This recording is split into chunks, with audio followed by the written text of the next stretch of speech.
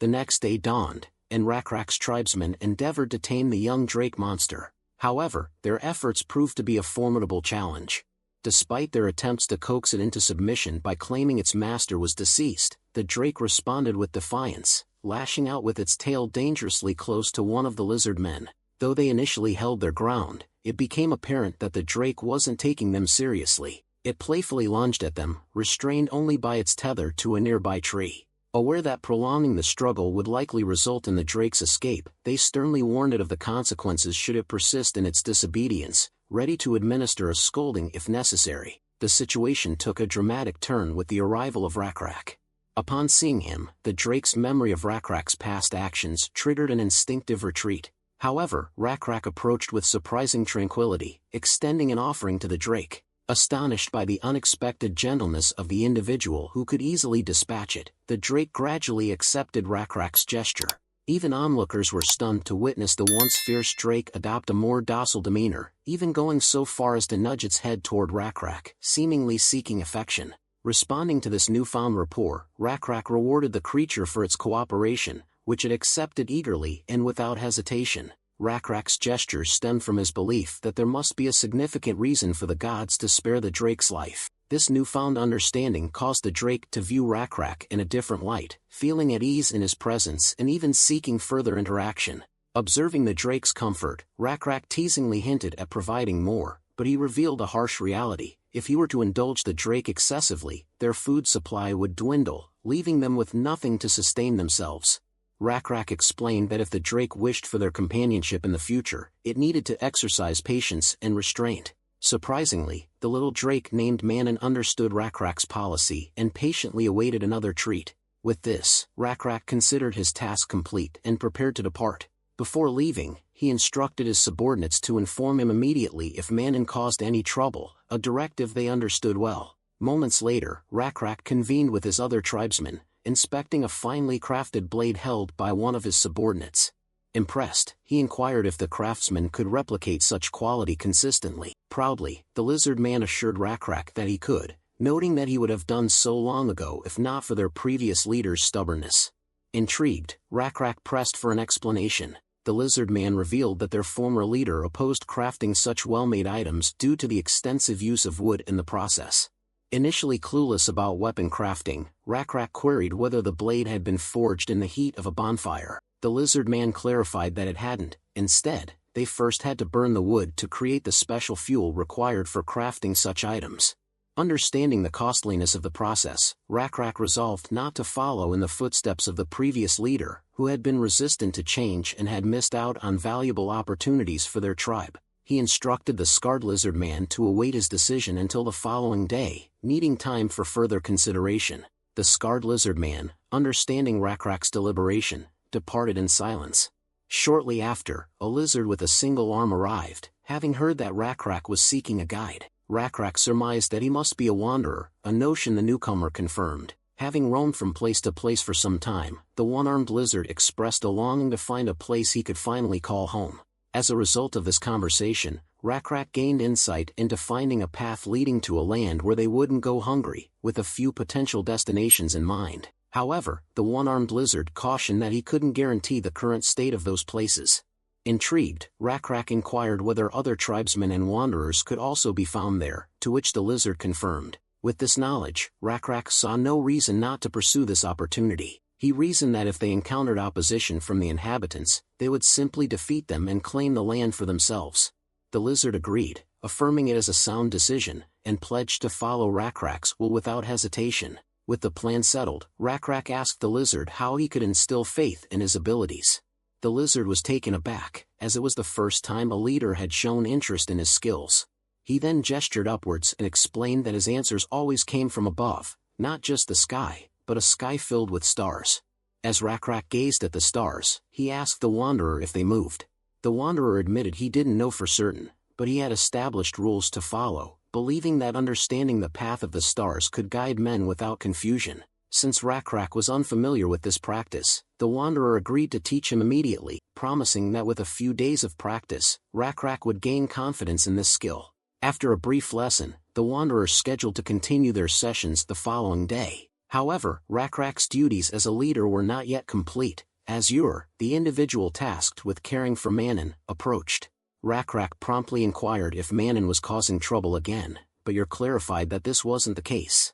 Despite Manon's initial dissatisfaction, he had become more docile since Ur began providing meals on time. This news delighted Rakrak, as it meant one less concern on his plate.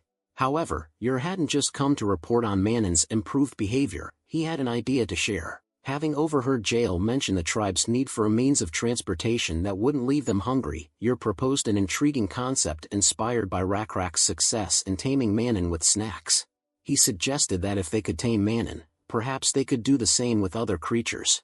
Intrigued, Rakrak urged Ur to elaborate and provide examples. Ur gestured toward a herd of buffalo in the distance, explaining his idea further. Suddenly, a system interface appeared, notifying Nebula that Rakrak's tribe had just acquired the ability to herd animals. Nebula pondered historical divergence, recalling the split in human history between farming and pastoralism. While this knowledge stemmed from a game, Nebula found it to be a logical framework to apply to their current reality.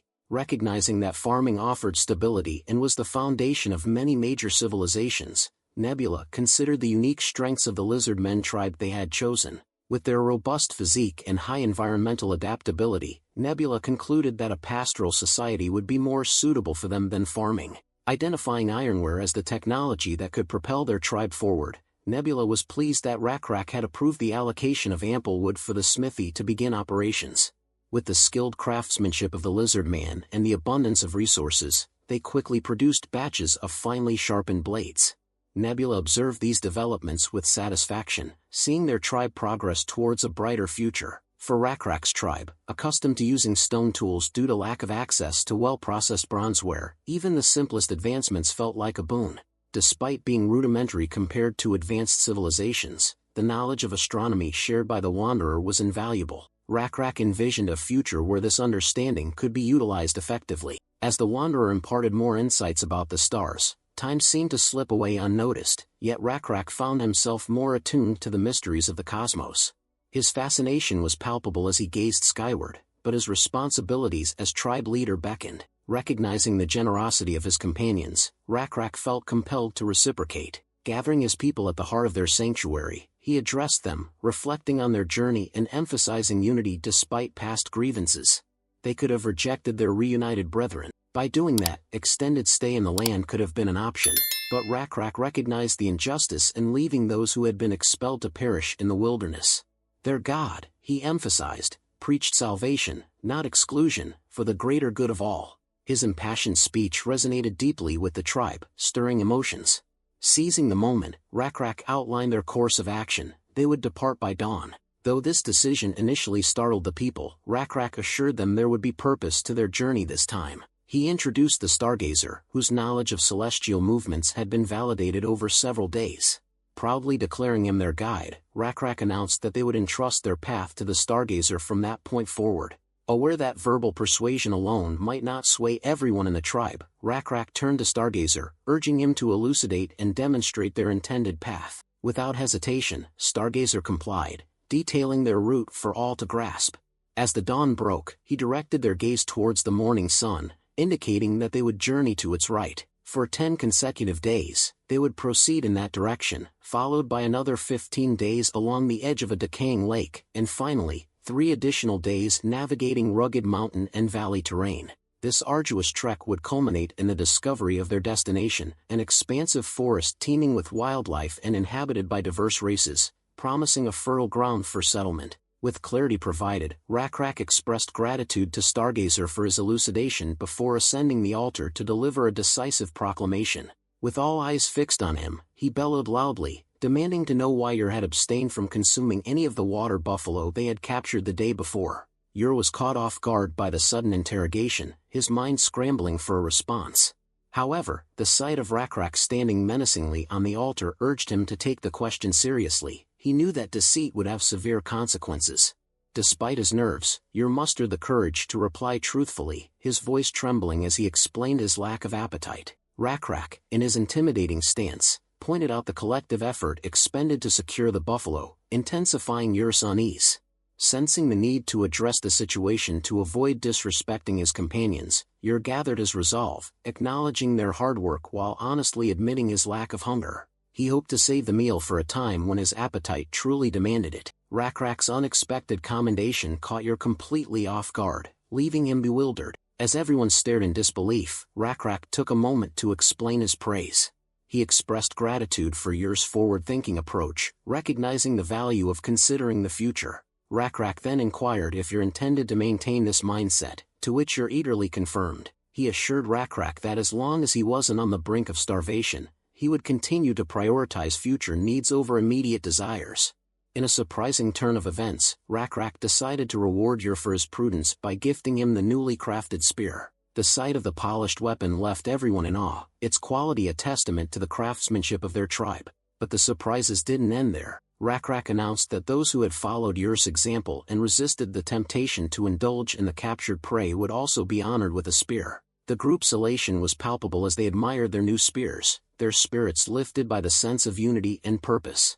Observing the admiration their peers held for the spear-wielding warriors, some began contemplating following Yer's example. Jael, relieved to see Rakrak's decision to honor prudence and foresight, felt a sense of pride in their leader's wisdom.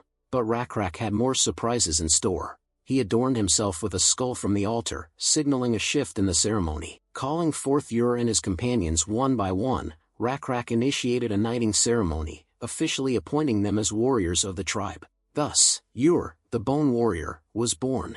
Rakrak emphasized that this was the will of the gods, urging Yer to stand tall and proud. Overwhelmed with emotion, Yer couldn't help but let tears of pride and gratitude flow freely. Moments later, as dawn broke, the group stood prepared, Rakrak beckoning them to leave the sacred grounds. With assurance, he reminded them of their divine protection, freeing them from any earthly confines. Each member was urged to engrave the nameless beetle god into their minds, symbolizing their unwavering allegiance. Despite the inevitable trials ahead, they were encouraged to press on fearlessly, akin to resisting the temptation of consuming the water buffalo. Endurance would lead to prosperity, benefiting all, with the reassurance that their deity would forever accompany them on their journey. Rakrak's speech stirred the hearts of all present, filling them with renewed hope and a sense of purpose as they prepared to embark on their journey toward the promised land. Meanwhile, Rakrak took a moment to collect himself, exhaling deeply as he sought forgiveness from his god for invoking their name to rally the people to leave. However, Nebula reassured Rakrak that no apology was necessary, understanding his intentions perfectly. Nebula believed that Rakrak's actions had been instrumental, not only in fostering the growth of another entity but also in significantly enhancing his own attributes. Rakrak's latent special abilities also manifested and flourished overnight, a testament to his dedication and potential. Nebula expressed complete confidence in Rakrak, convinced that he was now ready to fully embrace his role as a herald of their godhood. Several days into their journey through the wilderness, the scorching heat caused Manon to collapse on the spot. Rakrak swiftly approached to assess the situation, finding that Manon had simply succumbed to exhaustion. Concerned for the group's well-being, Rakrak sought permission from Stargazer to take a much-needed rest. With Stargazer's approval, he signaled for a break, a message swiftly relayed by the warriors to the rest of the group. As they rested, Rakrak couldn't help but overhear the mounting concerns of his tribesmen. Doubts surfaced regarding their ability to reach the promised destination Rakrak had fervently spoken of. Some questioned whether resting would indeed rejuvenate their strength, given their profound exhaustion and limited food intake, worsening their plight. Despite Rakrak's understanding of their dire situation after 3 days in the wilderness, with exhaustion and dwindling food supplies, hope seemed to fade. Yet, as if in response to their desperation, a timely miracle appeared on the horizon. Hastening towards Rakrak, one of his warriors reported the sighting of a flock ahead, identified as the Scaleless Bastards. These steamy orcs, notorious for their ruthless tactics, were now advancing eagerly toward the lizard men, aiming to plunder their resources and escape the harsh environment as swiftly as possible. Confident in their strength and superiority, the orcs believed they could overpower the lizard men without difficulty. To their astonishment, these lizard folk proved to be anything but ordinary. Not only were they not alone, but they had their entire crew with them, catching the orcs off guard. Realizing their grave mistake, the orcs froze in fear, realizing they had underestimated their opponents. Observing their petrified reaction, Rakrak couldn't resist teasingly mocking their folly, likening them to moths drawn inexorably to a flame, oblivious to the peril they faced. However, the orcs were too stunned to offer any retort, their confidence shattered upon seeing the lizardmen's formidable presence. It became apparent that the lizardmen were not only well prepared but also better equipped than the orcs. In a swift gesture of submission, the orc leader lowered his weapon and bowed his head. They sought Rakrak's forgiveness, expressing that their actions were not intended to cause such turmoil. They clarified that their haste stemmed from a desire to exit the canyon swiftly. Rakrak found this puzzling, having observed no apparent issues with the hillside. According to Stargazer, traversing the current canyon would require 3 days, a prospect Rakrak deemed manageable given their past endurance. Moreover, the environment began to offer edible provisions as it shifted. Rakrak couldn't fathom why there was such urgency to vacate the hill quickly. Seeking clarity, he prompted the orc lord to explain further, who didn't hesitate to comply. The orc leader revealed that leaving their home was never their intention, but they were forced to flee due to the appearance of a monstrous threat. This revelation startled Rakrak's group. Meanwhile, Nebula swiftly recognized the description for what it was, an abomination. This creature, part of the lore of the game The Lost World, persisted after the departure of the old gods. Rakrak then summoned Stargazer and inquired if there were alternative routes. Stargazer confirmed there were, albeit requiring an 8-day detour around the mountain through the wilderness. Instantly, Rakrak shook his head in disapproval upon hearing the 8-day detour suggestion. Despite Yur's inquiry about fleeing, Rakrak understood the high cost associated with such a decision. Uncertain of their next move, Rakrak hesitated. However, during this moment of indecision, Jael, who was surveying the surroundings, noticed a massive boulder poised at the hill's edge. Hastening to Rakrak, Jael asserted that they should engage in combat as they held the advantage. Nebula, intrigued by Jael's suggestion, examined her stats. He discovered that she belonged to the Arbiter class, indicating her high standing within the clan, a fact he already knew. What surprised him was her superior intelligence level compared to Rakrak's, with it continuing to rise. Most intriguingly, he uncovered her newly manifested special ability, intuition, likely a product of recent experiences. With anticipation, Nebula awaited Jael's next words. To his surprise, Jael delved into a discussion about the iron craftsmen's techniques for heating iron. While they had been employing rudimentary methods like blowing air with their mouths or using makeshift fans, the iron craftsmen utilized a specialized tool known as bellows. This device proved far more efficient in generating airflow. Rakrak quickly grasped Jael's analogy. By employing tools, they could amplify their power output while conserving energy. However, the absence of such tools posed a challenge. Jael reassured them that they didn't require sophisticated equipment, a simple tool would suffice. After a brief period of preparation, the warriors positioned themselves beside the designated boulders identified by Jael. Armed with tall trees they had uprooted, ready to roll the boulders and crush their adversary. It was a straightforward plan, but one that demanded creativity. Even Rakrak, accustomed to direct confrontation, had initially favored facing the monster head-on. However, just as the iron craftsman's techniques had influenced Jael's intuition, one event could inspire multiple individuals. This was a positive development for Nebula, who eagerly observed their every move. With everything in place, the warriors sprang into action upon Jael's signal. The rhythmic beat Jael initiated proved effective, causing the boulders to gradually shake more and more. Before long, one of the boulders rolled over the ridge, signaling the beginning of their confrontation with the monster. To capture a crustacean of such magnitude, simultaneous impact from all the rocks would have been optimal. However, they only managed to toss one, which proved ineffective and only served to enrage the creature. In its fury, the monster swiftly ascended the hill to attack them. Despite its large size, the creature moved with surprising speed, signaling impending danger. Nebula realized that time was running out and took control of Rakrak's body using divine control. Instantly, Rakrak exerted great force to push the second boulder, preventing it from rolling over the ridge. With determination, he then focused on the largest boulder, pushing it with all his might despite its resistance. With Nebula guiding his actions, Rakrak summoned all his strength and pushed the largest boulder to the edge. Anticipating the creature's evasive maneuvers, Rakrak gripped his spear tightly and leaped from the mountain ridge. Soaring through the air, he hurled the spear with incredible force. The weapon streaked through the sky like a beam of light, piercing the ancient coleoptera's tough shell. Though the wound was small, it momentarily immobilized the creature. Meanwhile, the boulder crashed down upon the ancient coleoptera's head, delivering a fatal blow. In an instant, the mighty monster was vanquished. Overwhelmed by the victory, the group erupted into cheers, hailing Rakrak, the warriors, and the great beetle god. While Nebula rejoiced in the favorable outcome of the battle, it wasn't the increase in faith points that held significance. His divinity level remained unchanged, and leveling up had become slower with limited experience points. What truly mattered was the item he acquired, the essence of abomination. For gods, their greatest power lay in their ability to create. Just as Nebula could generate enough maggots to feed the lizard man through a small area, the insect's ability, each god could create resources based on their domain using faith points. However, to create something entirely new, rare resources like the essence of abomination were required. This essence allowed for the creation of creatures, faith resource generators that spread the word of God through their mere existence.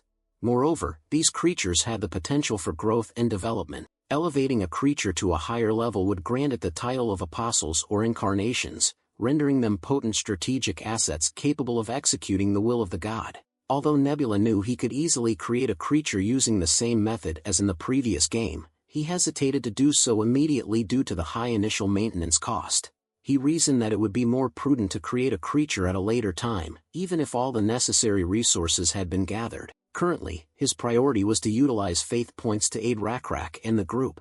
Nevertheless, Nebula discovered that the Creature Maker program from the game The Lost World was now available to him. He left the program window open for reference. Meanwhile, Jael approached the defeated monster, contemplating whether its meat could be used as food. She sliced off a piece of the ancient coleoptera's foot, but the aroma was unappealing. Despite this, she cautiously tasted it, only to promptly spit it out. Jael conceded that while the taste wasn't exquisite, the meat was indeed edible. However, consuming it raw posed a challenge. She pondered if adding other ingredients, such as fragrant grass, and cooking it over a fire might improve the flavor. After a brief moment, she prepared a meal using the monster's legs. Rakrak approached the dish cautiously, but upon tasting it, he was surprised by its edibility, albeit finding it a bit bland. Nonetheless, he appreciated the pleasant aroma and Jael's quick thinking in devising a solution. She garnished the meat with edible scented herbs and cooked it over the fire, a process Rakrak found impressive. Jael proudly declared it as cooking. Rakrak expressed gratitude for her ingenuity, as her cooking expanded their list of edible foods. He then inquired if she could teach him how to cook, to which she agreed. However, before delving into culinary lessons, Jael addressed a concern that had been weighing on her mind, Rakrak's need for a companion, similar to the orc leader she had observed earlier. As a leader, Rakrak, too, would benefit from finding a companion soon. Jael's sudden suggestion caught Rakrak off guard, causing him to freeze momentarily as the meat he was eating lodged in his throat. Fortunately, his innate lizard-like physiology allowed him to swallow it without issue. Rakrak had never placed much importance on finding a companion in recent years. His focus had been on matters concerning God, the tribe, and survival. Before he could gather his thoughts to respond, Jael pointed out his advancing age and emphasized the necessity of stability for the tribe. Taking her words seriously, Rakrak composed himself and asked if she meant a partner. Jael confirmed, suggesting that he consider her if he hadn't thought about it before. However, the suddenness of her proposal left him unsure of how to reply. Thankfully, a more pressing matter diverted his attention. Before them lay the broken altar, its contents gleaming in the light of the setting sun. Among the shattered remnants of the altar lay a surprising discovery, a tablet made of gold. This find intrigued Nebula, but Rakrak recognized it as a relatively common relic, an artifact known as the Golden Tablet. Encountering such artifacts was a stroke of luck, often found within ancient ruins alongside libraries filled with calligraphic works from bygone eras. These writings covered a myriad of topics, ranging from mundane daily activities to more significant historical events. Despite not understanding the characters inscribed on the Golden Tablet, Rakrak and the group were unaware of its significance. Nevertheless, its allure captivated the lizard men, with Ur even attempting to ingest it before Stargazer intervened, explaining that the metal was gold. Unlike other materials, gold retained its color and did not corrode over time, adding to its value. However, given gold's soft nature, it offered no practical advantages over iron. While it could be used for decorative purposes, lizard men were unfamiliar with such artistic endeavors compared to other species. Despite Stargazer's suggestion to hunt a deer for food, Ur remained hungry. Stargazer recommended deer meat for its sweetness, and the earlier mention of deer tracks by the orcs prompted them to head out before nightfall. As the others prepared to leave and discard the golden tablet, Rakrak expressed a fondness for it and opted to stay behind to contemplate its significance. Intrigued by the tablet's enduring nature amidst the inevitable decay of all things, Rakrak speculated that its creators intended to preserve something important on it. However, he was at a loss as to where to begin deciphering its meaning, so he simply stared at it, lost in thought. Jael later returned to inform him that everyone was ready for bed. Viewing this as an opportunity to seek Jael's insight, Rakrak shared his thoughts on the tablet. Jael comprehended his perspective, and Rakrak pointed out the recurring patterns in the engravings, suggesting that they might hold significance or follow certain rules. Jael drew a parallel between the recurring patterns on the golden tablet and the hunting marks their warriors made, as well as Rakrak's distinct fur coat, which she had insisted he wear as a symbol of his leadership. While this expanded Rakrak's understanding, it was still too early for him to grasp the full significance of these symbols. Hours passed, and he remained fixated on the tablet, deep in thought. Meanwhile, Nebula saw a glimmer of possibility. With his support, Rakrak might be able to devise primitive letters, especially given Rakrak's high willpower and likelihood of focusing on something he found intriguing. Nebula decided to give it a try, understanding that directly imparting knowledge to the tribe would deplete a significant amount of faith points. However, providing hints posed no such issue and could be considered a normal miracle. As Rakrak continued to gaze at the tablet, he noticed something peculiar. The bugs nearby seemed to move in distinct patterns, as if guided by an unseen force. These hallucinations appeared and vanished repeatedly, prompting Rakrak to recognize a resemblance between the bugs' movements and the engravings on the golden tablet made by ancient people. As the night wore on, Rakrak's mind raced with thoughts and ideas, prompting him to sketch on the ground with a stick. Initially, he meticulously copied the characters from the golden tablet, but soon he began doodling shapes and patterns unrelated to letters or symbols. Lost in contemplation, he eventually erased the lines he had drawn. Deep in thought, Rakrak pondered the possibility that it might not be the gold itself that remained uncorrupted, but rather something else associated with the golden tablet. Throughout the night, he continued to write and draw on the ground with the stick. When morning dawned, Rakrak headed to Jael's tent and roused her from sleep. Initially concerned, Jael was relieved when Rakrak clarified that he had something to show her, his excitement palpable. Curious, Jael followed him to a clear area where Rakrak began to draw. He first sketched a triangle and two perpendicular lines, explaining to Jael that it represented him, a male lizard. Intrigued, Jael urged him to elaborate further. Rakrak then drew an inverted triangle and two lines. After explaining that the first drawing represented him and the second represented her, a female lizard, Rakrak proceeded to draw two lines connecting the two figures. Falling silent after completing the drawing, Jael felt compelled to inquire about its significance. Rakrak, speaking with sincerity, explained that the symbol represented becoming each other's companion, offering it as his response to her earlier suggestion. As they gazed into each other's eyes, Jael sensed that something was missing from the symbols Rakrak had drawn. Taking the stick from him, she added a circle to the drawing. Turning to Rakrak, Jael asked if he understood its meaning, to which he confidently replied in the affirmative. In the serene light of the early morning sun, the two lizards fell into a comfortable silence, experiencing a moment of clarity and contentment, feeling as though they were exactly where they were meant to be.